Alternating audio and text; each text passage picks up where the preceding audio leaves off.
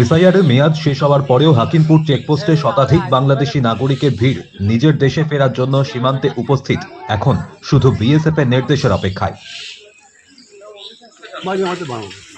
এইদিকে থাকতেন কোথায়? হ্যাঁ, বামুনগাছি। কতদিন আগে বামুনগাছি আসছিলেন?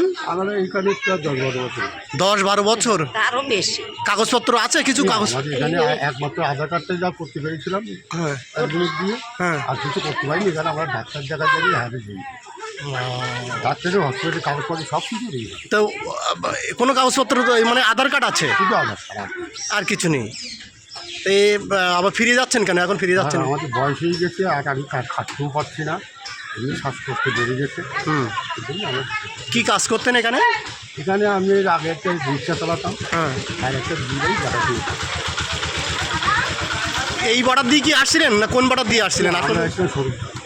স্বরূপদা দিয়ে? স্বরূপদা কি দালাল মারফত আসছিলেন? আর না, আমরা এমনি চোরাই পথে। সেই চোরাই পথে দালাল ধরে আসছিলেন।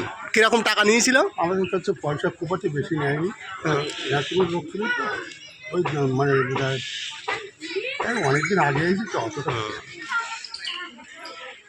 3 দিন হয়ে গিয়েছে এসআইআর এর কাজ শেষ হয়েছে, তারপরেও হাকিমপুর চেকপোস্টে বাংলাদেশিদের ভিড়। স্বরূপনগর থানার হাকিমপুর সীমান্ত দিয়ে লাগাতার বাংলাদেশি অনুপ্রবেশকারীরা ফিরছে নিজের দেশে। হতো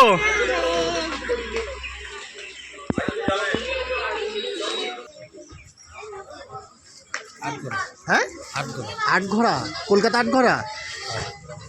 কতদিন আগে গেছিলেন আটঘরায়? বছর 2। এদিকে বাড়ি কোথায়? বাংলাদেশে বাড়ি কোথায়? খুলনা জেলা, কয়রা থানা। তাই এমনি কোনো কাগজপত্র কিছু নেই? না।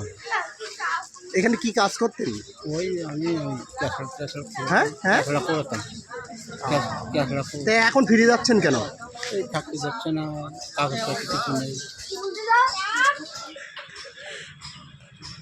এসআইআর চালু হওয়ার পর থেকেই এই চিত্র লাগাতার নজরে এসেছে, কিন্তু এসআইআর শেষ হয়েছে 3 দিন হলো, তারপরেও বাংলাদেশে ফেরার হিড়িক অব্যাহত।